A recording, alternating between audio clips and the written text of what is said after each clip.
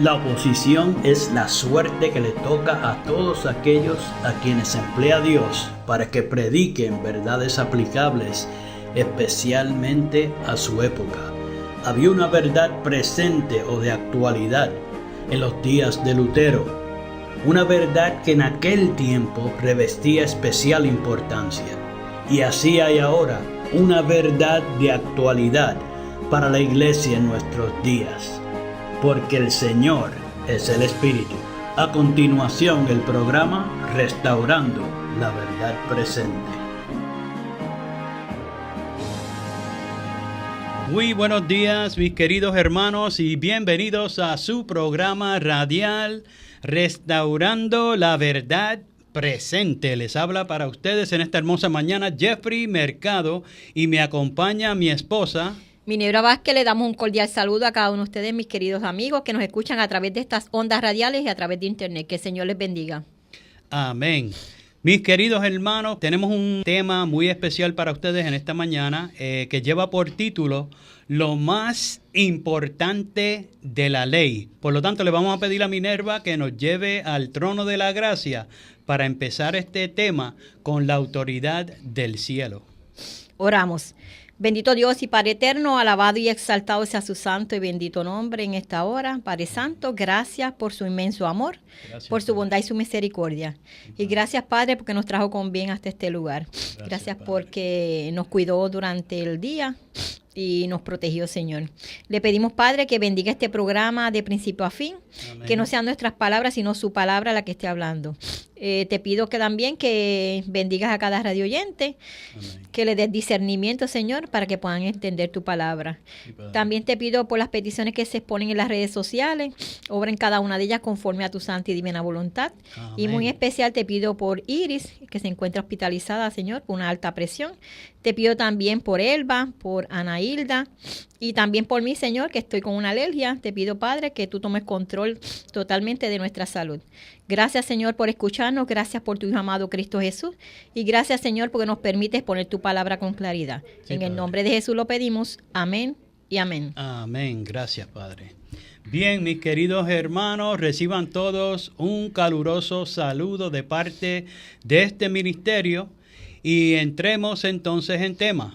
Los versículos de introducción en esta mañana nos llegan del Evangelio según San Mateo, el capítulo 23, de los versículos 15 al 23. Y dice la santa palabra de Dios: Ay de vosotros, escribas y fariseos, hipócritas, porque recorréis mar y tierra para hacer un prosélito, y una vez hecho, le hacéis 2 veces más hijos del infierno que vosotros. Versículo 16. Ay de vosotros, guías ciegos, que decís, si alguno jura por el templo, no es nada, pero si alguno jura por el oro del templo, es deudor. Versículo 17. Insensatos y ciegos, porque ¿cuál es mayor, el oro o el templo que santifica el oro? Versículo 18. También decís, si alguno jura por el altar, no es nada. Pero si alguno jura por la ofrenda que está sobre él, es deudor. Versículo 19. Necios y ciegos, porque ¿cuál es mayor, la ofrenda o el altar que santifica la ofrenda? Pues el que jura por el altar, jura por él y por todo lo que está sobre él. Versículo 21. Y el que jura por el templo, jura por él y por el que lo habita. Versículo 22. Y el que jura por el cielo, jura por el trono de Dios y por aquel que está sentado en él. Y versículo 23. Ay de vosotros, escribas y fariseos hipócritas, porque diezmáis la menta y el eneldo y el comino, y dejáis lo más importante de la ley, la justicia, la misericordia y la fe. Esto es necesario hacer sin dejar de hacer aquello.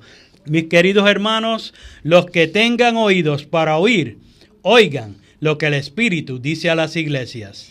En el programa de hoy vamos a estar analizando las palabras de reproche que Cristo dirigió a los dirigentes espirituales de su época, cuando lo suyo vino, mas los suyos no le recibieron.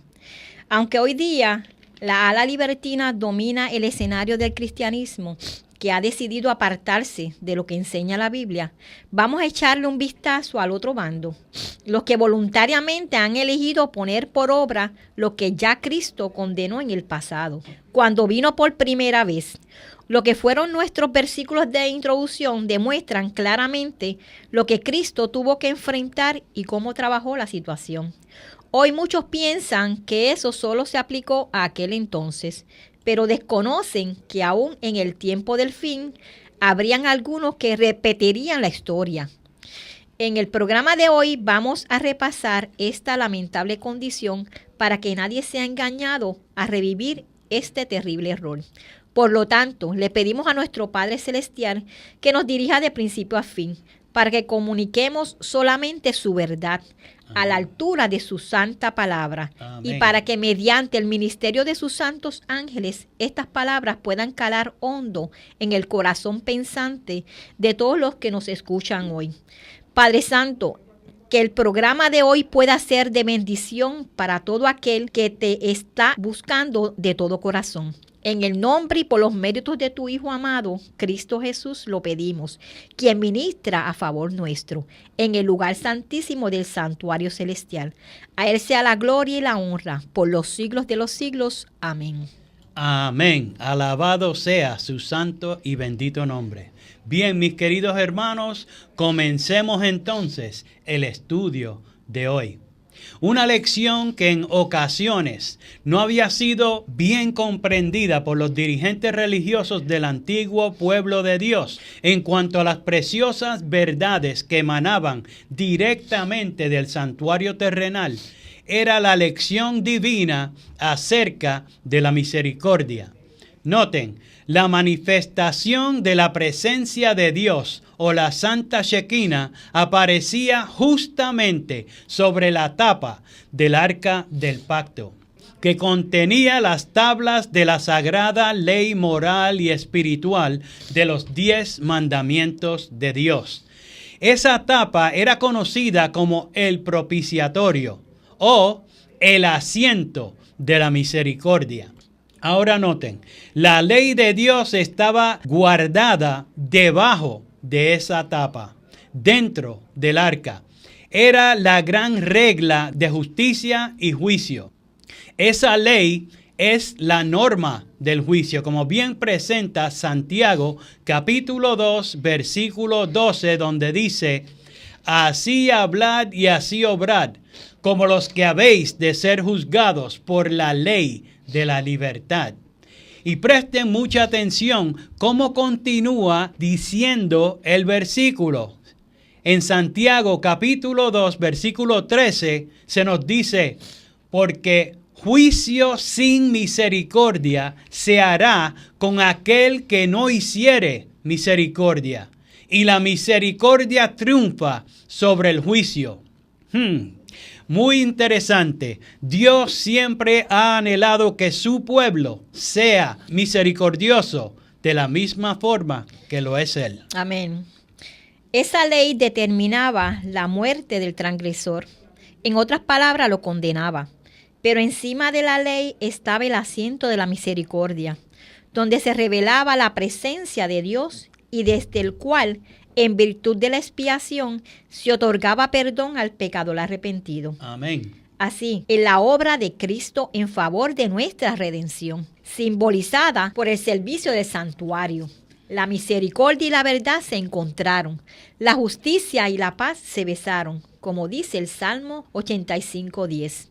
Era bien conocido por el pueblo de Dios que algo que había aprendido Moisés cuando pidió ver la gloria de Dios era que el Dios Altísimo de Israel era grande en misericordia, como podemos ver en Éxodo capítulo 34, versículos del 6 al 7, donde dice: Jehová, Jehová, fuerte, misericordioso y piadoso, tardo para la ira y grande en misericordia y verdad, que guarda misericordia a millares, que perdona la iniquidad, la rebelión y el pecado, y que de ningún modo tendrá por inocente al malvado, que visita la iniquidad de los padres sobre los hijos y sobre los hijos de los hijos, hasta la tercera y cuarta generación. El pueblo de Dios sabía que su Dios era justo, pero se destacaba por la misericordia. Gloria y honra a su santo nombre. Aunque esta verdad fue atesorada por muchos, no siempre fue valorada por el pueblo y mucho menos por algunos dirigentes que se aprovechaban del pueblo por el cargo que ocupaban. De estos tales eran los que Cristo enfrentó, que se sentían amenazados por la presencia del Hijo de Dios y que hasta cierto punto habían tomado el lugar de Dios, añadiéndole a la santa palabra de Dios y representando mal el carácter del Padre, el Dios que ellos servían. Ellos no sabían que Cristo había venido para impartir el Espíritu de Dios al alma humana. Mediante ese Espíritu, el amor de Dios sería difundido en el corazón. Pero era imposible conceder el Espíritu Santo de Dios a los hombres que estuvieran aferrados a sus ideas, cuyas doctrinas fueran estereotipadas e inmutables, porque no querían ceder. Caminaban de acuerdo con las tradiciones y mandamientos de los hombres, pensando que hacían la voluntad de Dios. Ellos eran muy minuciosos en los ritos religiosos, muy rigurosos en seguir sus formas, pero estaban destituidos de la vitalidad y consagración religiosa.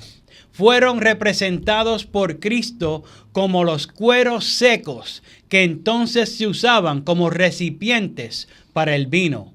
El Evangelio de Cristo no podía ser colocado en sus corazones, pues no había lugar para recibirlo. No podían ser los nuevos odres en los cuales Él pudiera derramar su vino nuevo o la doctrina verdadera del cielo. Cristo estuvo obligado a buscar odres para su doctrina de verdad y vida, entre otras personas que no eran los escribas y los fariseos. Tuvo que buscar hombres que estuvieran dispuestos a recibir la regeneración del corazón.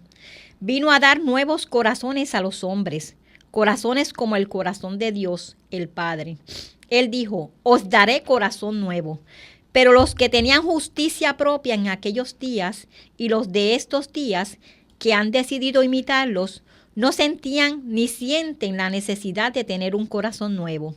Jesús pasó por alto a los escribas y fariseos, porque no sentían la necesidad de un Salvador.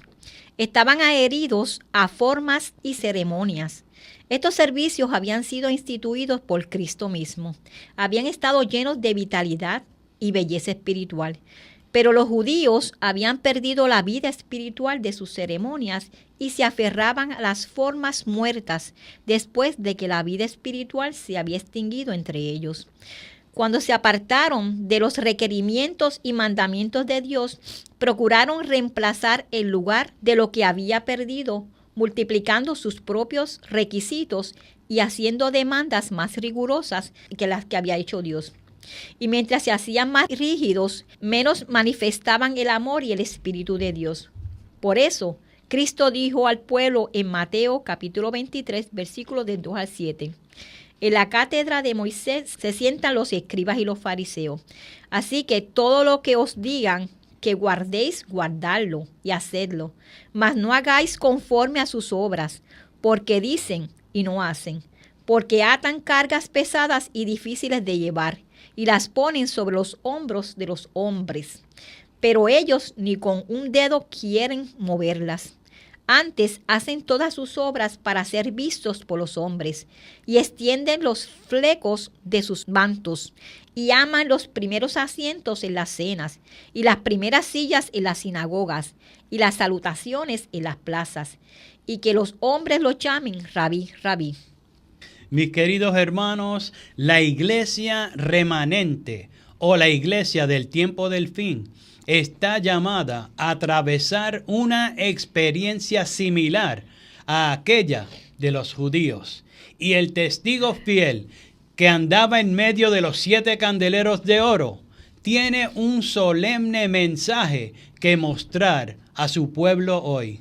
Él dice, pero tengo contra ti que has dejado tu primer amor. Recuerda por tanto de dónde has caído y arrepiéntete y haz las primeras obras, pues si no, vendré pronto a ti y quitaré tu candelero de su lugar si no te hubieres arrepentido. Como registra Apocalipsis capítulo 2, versículos 4 y 5. El amor de Dios se ha estado desvaneciendo en la iglesia en estos días de apostasía extrema, y como resultado el amor del yo ha resurgido con renovado vigor y con terrible ímpetu. Con la pérdida del amor de Dios ha venido la pérdida del amor por los hermanos, la pérdida por el amor al prójimo. La iglesia puede corresponder con toda la descripción que se da de la iglesia de Éfeso y sin embargo faltarle la piedad vital. De ella dice Jesús, yo conozco tus obras y tu arduo trabajo y paciencia y que no puedes soportar a los malos. Y has probado a los que se dicen ser apóstoles y no lo son, y los has hallado mentirosos. Y has sufrido y has tenido paciencia, y has trabajado arduamente por amor a mi nombre, y no has desmayado. Pero tengo contra ti que has dejado tu primer amor, como dice Apocalipsis capítulo 2, versículos 2 al 4. Piensan que una religión legalista es adecuada para este tiempo. Pero eso es un grave error. El reproche de Cristo para los fariseos de antaño es aplicable a los que han perdido su primer amor en su corazón. Una religión fría y legalista nunca puede conducir las almas a Cristo, pues es una religión sin amor y sin Cristo. No tienen el Espíritu de Dios, porque Dios es amor. Cuando el ayuno y la oración se practican con un espíritu de justicia propia, esto resulta algo abominable para Dios. La reunión solemne para el culto, la rutina de la ceremonia religiosa, la humillación externa, el sacrificio impuesto, todos proclaman al mundo el testimonio de que quien realiza esas cosas se considera justo. Esas cosas llaman la atención al que observa a esos rigurosos deberes y dice, wow, este hombre tiene derecho al cielo, pero todo es un engaño. Las obras no nos comprarán la entrada en el cielo. La única gran ofrenda que ha sido hecha es amplia para todos los que crean. El amor de Cristo animará al creyente con nueva vida. El que bebe del agua viva estará lleno con el vino nuevo del reino. Amén. Gloria a Dios. Mis queridos hermanos, Jesús les había recalcado algo muy importante a los escribas y a los fariseos. Él les había dicho en Mateo capítulo 23, versículo 23, ay de vosotros, escribas y fariseos hipócritas, porque diezmáis la menta y el eneldo y el comino, y dejáis lo más importante de la ley, la justicia, la misericordia y la fe. Esto era necesario hacer sin dejar de hacer aquello. El mensaje del cielo se propaga fácilmente cuando estos 3 elementos van unidos, pues así destruye los obstáculos del enemigo. La fe en Cristo es el medio por el cual el Espíritu y los motivos correctos moverán al creyente. Y toda bondad e inclinación celestial procederán de aquel que contempla a Jesús, el autor y consumador de su fe. Confiad en Dios, no en los hombres. Dios es vuestro Padre Celestial, que está dispuesto a sobrellevar pacientemente vuestras debilidades y a perdonarlas y curarlas. Amén. Esta es la vida eterna, que te conozcan a ti, el único Dios verdadero, y a Jesucristo, a quien has enviado. Amén. Juan 17:3. Es contemplando a Cristo, mis queridos hermanos, de la manera que somos transformados, hasta el punto de que nos aborrecemos a nosotros mismos, aborrecemos nuestro orgullo anterior, nuestra vanidad y nuestro amor propio que teníamos anteriormente. Nuestra justicia propia e incredulidad entonces se desvanece. Entonces se desprenderán de esos pecados como de una carga inútil y caminarán humilde, mansa y confiadamente delante de Dios. Entonces, y solo entonces, se ejercitarán en el amor, la paciencia, la delicadeza, la bondad, la misericordia y en toda gracia que mora en el verdadero Hijo de Dios, los que recibieron la potestad de ser hechos hijos de Dios. Gloria a Dios. Al fin encontrarán un lugar entre los santificados y puros de nuestro gran Dios Jehová. De esta manera han aceptado y comenzado a vivir la verdadera justicia, que es Cristo en nosotros, la esperanza de gloria. La justicia de Cristo ahora es nuestra. No solo nos cubre, sino que está en nosotros. Cuando Dios perdona al pecador, le condona el castigo que merece y lo trata como si no hubiera pecado. Lo recibe dentro del favor divino y lo justifica por los méritos de la justicia de Cristo. El pecador solo puede ser justificado mediante la fe en la expiación efectuada por el amado Hijo de Dios, que se convirtió en un sacrificio por los pecados del mundo culpable. Nadie puede ser justificado por ninguna clase de obras propias.